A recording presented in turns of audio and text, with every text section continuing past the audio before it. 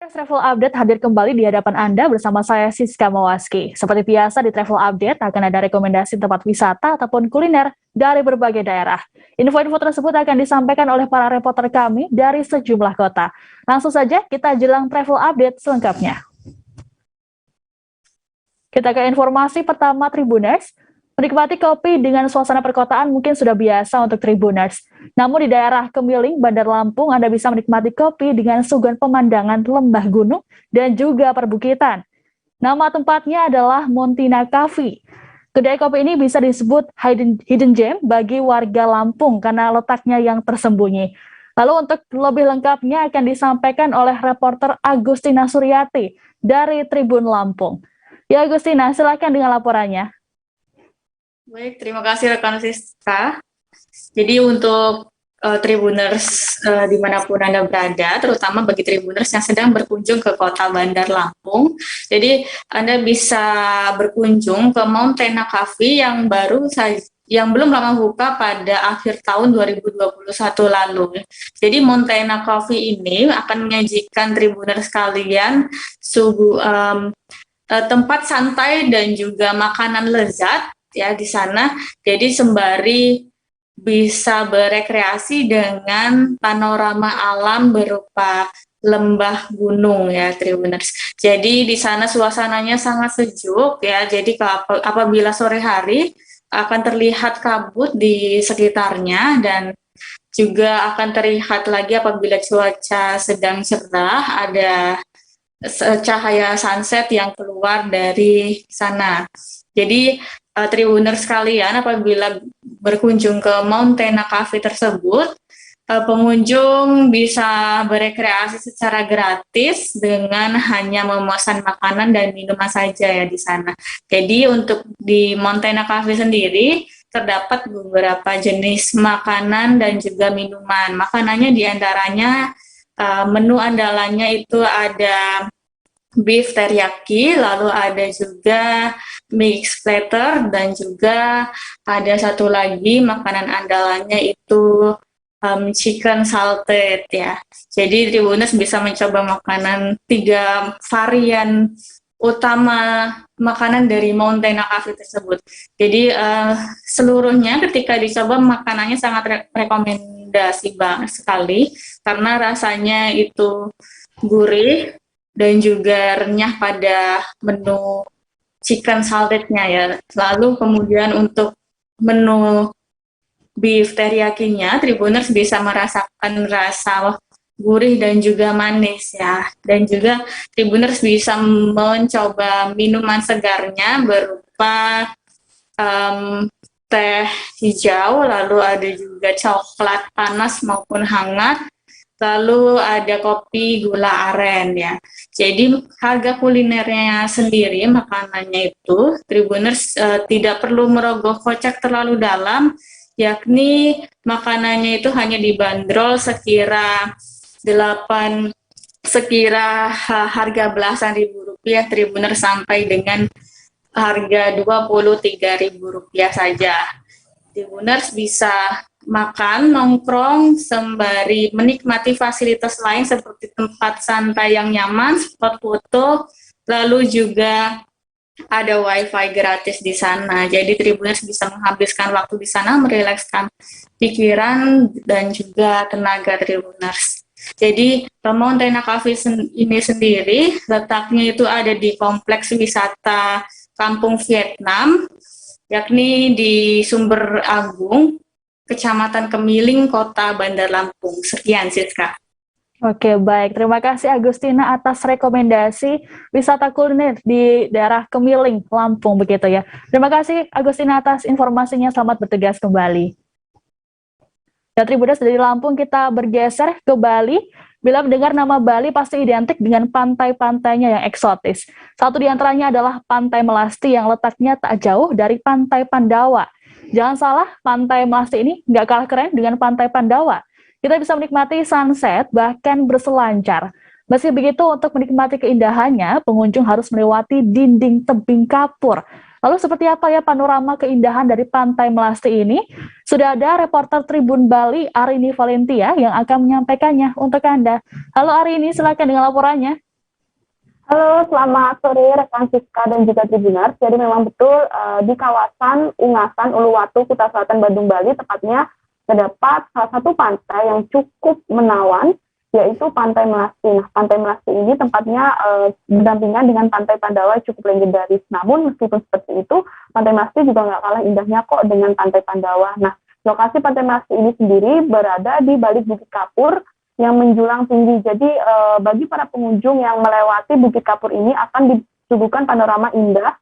Apalagi kalau menjelang sunset di Pantai Melasti ini sangat menawan sekali. Nah, Pantai Melasti ini juga sering dijadikan spot untuk prewedding karena memang spot dinding kapurnya yang menjulang tinggi itu menjadi salah satu ikon dari Pantai Melasti selain patung angsa di sana. Nah, untuk memasuki kawasan Pantai Melasti ini, Tribuners, bagi dewasa dikenakan biaya tiket seharga Rp8.000 dan untuk anak-anak dibanderol seharga Rp2.000. Nah, untuk WNA dewasa dibanderol Rp10.000 dan untuk WNA anak-anak dibanderol Rp3.000 tiketnya. Nah, untuk info parkirnya di sini sangat murah rekan Siska, yaitu hanya dikenakan biaya parkir Rp2.000 saja untuk sepeda motor, kemudian untuk mobil yaitu dibanderol Rp5.000 dan untuk bis ataupun truk itu hanya dibanderol Rp10.000 saja untuk tiket parkirnya. Nah, di Pantai Melasti ini sendiri sekarang lagi ada spot baru, yaitu spot untuk menonton tari kecak nih,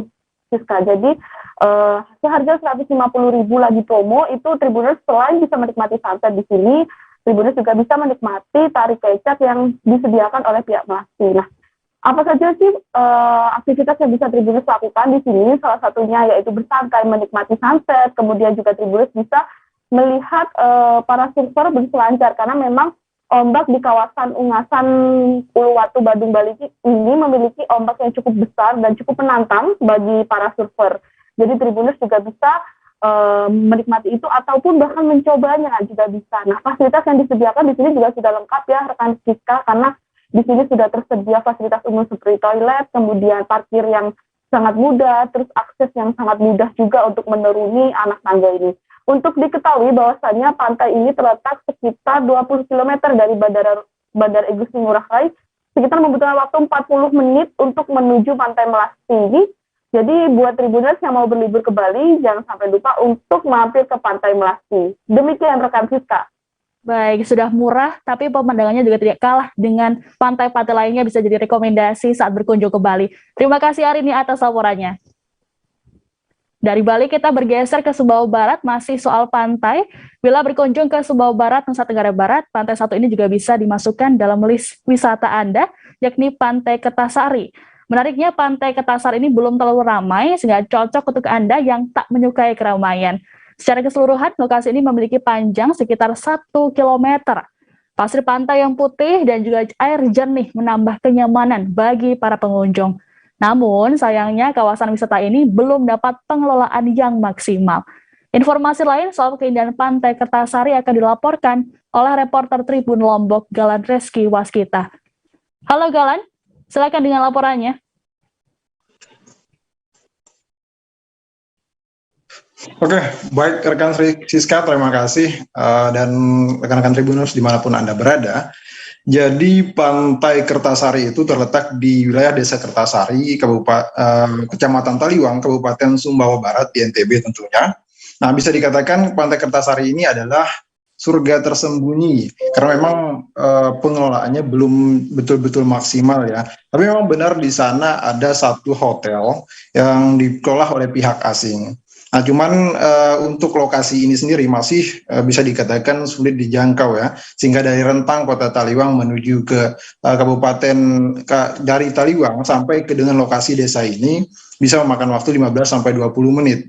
Tapi rekan-rekan Tribuners dimanapun Anda berada tidak akan kecewa ketika sampai di lokasi ini. Pasalnya ketika kita melihat masuk ke pantai tersebut, yang ukurannya kalau kita kisarkan bisa mencapai 1 km. Nah, dan itu adalah bentangan pasir putih dan air-air yang jernih. Nah, di dalam lautnya sendiri kita dapat melihat gundukan-gundukan pulau kecil, sekitar ada 5 gundukan di sana, dan itu menambah indahnya pemandangan tersebut. Nah, di sebelah timur daripada pantai ini biasanya digunakan sebagai tempat untuk surfing oleh para turis-turis asing. Cuman memang untuk wisatawan lokal, terutama di bagian pantai ini tidak dipungut biaya. Hanya saja itu adalah bagian dari pengelolaan hotel saja, seperti alat-alatnya dan sebagainya. Nah, sementara di sebelah barat itu Tribuners, menariknya di sana justru ada budidaya rumput laut yang oleh masyarakat setempat itu dikatakan sebagai gudang uang bahkan.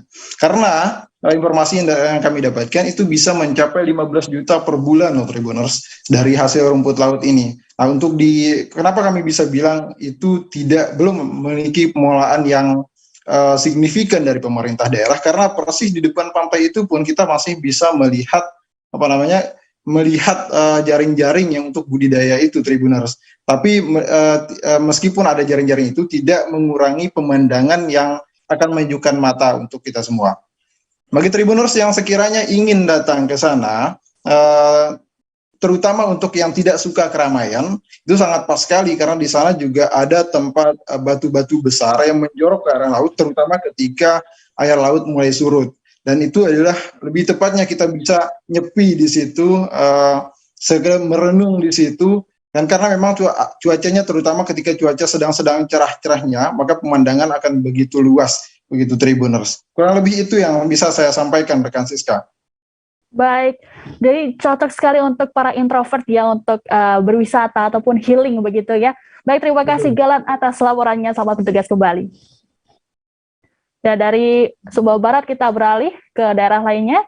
Indonesia punya beragam kesenian dan juga tradisi yang dimiliki masing-masing daerah, termasuk Lampung yang punya pencaksilat Sekinci-Kinci. Kesenian ini tersebar di sejumlah daerah di Lampung seperti Lampung Tengah, Tanggamus, Tulang Bawang, hingga Bandar Lampung. Pencaksilat Sekinci-Kinci ini didirikan oleh Guru Besar Perguruan Pencaksilat Sekinci-Kinci, Hasbullah, pada 1987. Bermula dari 4 orang, kini murid Hasbullah sudah berkembang menjadi 4.000 orang. Lalu seperti apa kesenian pencaksilat Sekinci-Kinci ini? Reporter Tribun Lampung, Syamsir Alam, akan melaporkannya untuk Anda. Halo Syamsir, silakan dengan laporannya. Oke, selamat sore rekan Rizka, selamat sore Tribuners. Ya Tribuners, untuk segera diinformasikan, yaitu terkait seni bela diri khas Lampung, pencaksilat Sekinci-Kinci. Ini Tribuners tidak jauh berbeda dengan pencaksilat lainnya. Namun ini menampilkan atraksinya ini menampilkan dengan berpakaian khas Lampung dan juga membawa senjata tajam khas Lampung juga yang dinamakan badik. Mana gerakan ini sendiri diciptakan oleh Hasbullah, Guru Besar Perguruan Sekinci-Kinci, di mana gerakan-gerakan ini ia dapat ketika ia bertapa di puncak Gunung Pesagi, yang mana puncak Gunung Pesagi ini oleh sebagian orang, oleh sebagian masyarakat di Kabupaten Lampung, di Lampung Tengah sendiri, di Lampung khusus ya, itu merupakan asal mula masyarakat adat Lampung.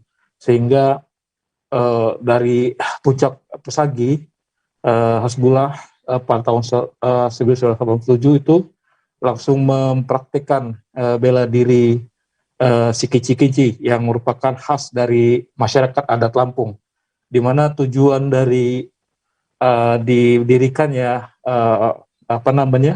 perguruan Sekinci-Kinci ini sendiri, itu untuk merawat atau menjaga adat istiadat masyarakat adat Lampung. Memang belum banyak dari 15 kabupaten kota yang ada di Provinsi Lampung, baru sekitar di 5 kabupaten kota yang mana ada perguruan silat Sekinci-Kinci ini. Salah satunya di tempat asalnya, yaitu di Lampung Utara, di Kabupaten Lampung Tengah, di Kabupaten Tulang Bawang, dan juga Tanggamus, dan juga ibu kota Provinsi Lampung di Bandar Lampung. Tarian Sekinci-Kinci sendiri biasa digunakan untuk menyambut tamu adat atau juga digelar pada saat festival-festival adat atau juga menyambut tamu kehormatan. Seperti itu rekan Siska. Baik, terima kasih laporannya Syamsir Alam soal pencaksilat Sekinci-Kinci. Selamat bertugas kembali. Terima kasih. Dari Lampung kita beralih ke Jakarta meski sudah lewat jam makan siang. Saya akan memberikan rekomendasi soal makanan enak di Jakarta nih. Bagi Anda penggemar seafood atau olahan hewan laut, kuliner satu ini bisa jadi rekomendasi untuk Tribuners khususnya di Jakarta. Tepatnya ada di restoran Sari Laut Ujung Pandang, Jakarta Selatan. Restoran ini menawarkan beragam seafood dengan cita rasa mewah. Menu andalannya adalah kepiting soka telur asin. Nah, lalu seperti apa kenikmatan dari makanan ini? Sudah ada reporter Tribun Jakarta, Pebi Adeliana, yang akan menyampaikannya. Halo, selamat sore Pebi, silakan dengan laporannya. Ya, Siska, terima kasih. Nah, Tribuners, mungkin salah satu dari Anda merupakan penggemar seafood nih. Nah, kali ini saya punya rekomendasi kuliner di kawasan Jakarta Selatan yang memang menawarkan menu seafood yang lezat dan juga patut untuk dicoba, begitu Tribuners. Nah, namanya adalah restoran Sari Laut Ujung Pandang yang lokasinya ada di kawasan Cipete, Jakarta Selatan. Jadi restoran ini sebetulnya sudah dirintis sejak tahun 1997. Nah, menurut Direktur Utama PT Trigger Boga Sejahtera, Anjar Bawono, memang awal mulanya restoran ini berdiri di kawasan Kelapa Gading, Jakarta Timur. Namun kemudian dikembangkan dan berpindah ke kawasan Cipete untuk memanjakan lidah penggemarnya yang memang mayoritas berasal dari Jakarta Selatan begitu. Nah, restoran ini menawarkan menu seafood dengan bumbu khas Makassar yang rasanya enak dan juga bikin nagih. Nah, salah satu yang bisa dicoba nih adalah menu kepiting soka telur asinnya. Nah, menu ini merupakan rekomendasi yang saya berikan karena memang rasanya enak dan bikin nagih begitu Tribuners. Nah, jadi sesuai namanya, kepiting yang digunakan di sini merupakan jenis kepiting soka yang memiliki ciri khas cangkang lunak begitu. Nah, menurut chef dari restoran Sari Laut Ujung Pandang, Muryadi, memang kepiting soka ini atau kepiting cangkang lunak merupakan istilah kuliner yang diberikan untuk kepiting yang baru saja melakukan pergantian kulit atau molting sehingga memiliki cangkang yang lunak dan tidak keras begitu. Nah, jadi kepiting soka yang digunakan di sini terlebih dahulu dimarinasi dengan bumbu khusus hingga meresap, kemudian digoreng kering dan disajikan bersama dengan bumbu telur asin yang rasanya gurih begitu. Nah, kalau misalnya biasa kita makan kepiting itu butuh perjuangan ya untuk mengupas cangkangnya. Nah, untuk menu kepiting soka ini memang unik karena bisa langsung dimakan sebab teksturnya sendiri empuk dan juga lembut begitu Tribuners. Nah, bagi Anda mungkin yang mau mencari alternatif restoran seafood yang enak, bisa datang ke restoran ini karena restoran ini menawarkan banyak sekali menu seafood. Selain ada tadi kepiting soka telur asin, ada juga berbagai hidangan lain seperti olahan cumi, kemudian juga udang dan ikan. Nah, ada pula nih bagi Anda mungkin yang mau makan bersama dengan keluarga tapi kurang menyukai seafood, di sini terdapat juga menu lain seperti ada ayam wangi dan juga ayam terasi serta sayuran seperti buncis mentawai dan juga pucuk labu. Nah, restoran ini bisa jadi alternatif bagi Anda mungkin yang ingin mencari rekomendasi tempat kuliner di Jakarta Selatan untuk makan bersama ataupun berbuka puasa nanti begitu Tribuners. Siska. Ya baik, cukup menggugah selera dan juga bikin lapar lagi ya. Baik, terima kasih laporannya Pebi Adeliana, ditunggu rekomendasi selanjutnya. Selamat bertugas kembali. Ya Tribuners, kita beralih ke informasi selanjutnya. Tribuners yang berada di Karawang, Jawa Barat pasti tidak asing dengan Gedung Tua Karawang yang ada di Perum Karawang Baru. Meski konon dikenal cukup angker, tapi banyak warga yang tetap menjadikan tempat ini sebagai spot selfie. Usia gedung ini belum terlalu tua, namun kondisinya cukup usang setelah ditinggal cukup lama oleh pengelolanya. Tempat ini juga sempat dikenal dengan nama Kota Mati Tommy Soeharto. Pasalnya, dari informasi yang beredar, lahan itu milik perusahaan Tommy Soeharto yang berperkara. Lalu seperti apa sensasi selfie dari tempat ini? Reporter dari Warta Kota Live Muhammad Azam akan melaporkannya untuk Anda. Halo, selamat sore Azam, silakan dengan laporannya. Iya, baik rekan Siska, memang tadi sudah dibahas dengan rekan Tribuners dari berbagai wilayah lainnya, dari wisata di perbukitan, pantai, bahkan menu makanan di restoran. Untuk di Karawang sendiri, ini tempat wisata yang bisa disebut anti mainstream begitu ya. Tempat wisata yang tanda kutip disebut angker, yaitu Gedung Tua yang berada di lokasi Perum Karawang Baru, Desa Karanganyar, Kecamatan Kelari, Kabupaten Karawang. Memang gedung tua ini yang sudah beberapa tahun ditinggal oleh developer atau pengembang dan penghuninya, ini menjadi gedung yang tak terawat dan usang, bahkan dikatakan angker oleh warga setempat.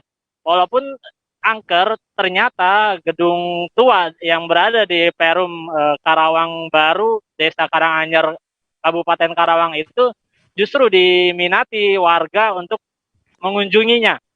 Warga mengunjungi ke lokasi itu untuk berfoto, selfie, bahkan mereka yang menyukai hal-hal mistis atau supranatural sengaja melakukan uji nyali begitu ke lokasi gedung tua yang berada di Perum Karawang Baru di Desa Karanganyar. Untuk ke lokasinya, bagi warga yang ingin penasaran untuk mendatangi lokasi gedung tua itu bisa mencari di Google Map, yaitu Gedung Tua Karawang. Lalu biasanya mereka bisa keluar dari Tol Dawan, gerbang Tol Dawan Jakarta Cikampek, masuk ke kawasan industri Indo Taise, atau bisa melalui Jalan Curug Kosambi. Nanti akan diarahkan oleh Google Map tersebut. Untuk masuk ke sana tidak dikenakan biaya apapun, hanya saja warga setempat meminta mentarif 2.000 saat masuk untuk biaya pemeliharaan baik penerangan maupun jalan di lokasi tersebut. Saat pantauan kami di lokasi memang terlihat banyak anak-anak muda, para anak sekolah, para remaja yang datang ke lokasi gedung tua itu. Dari hasil wawancara kami juga terhadap salah satu warga, disebutkan memang gedung tua itu angker, bahkan yang mistis seperti itu.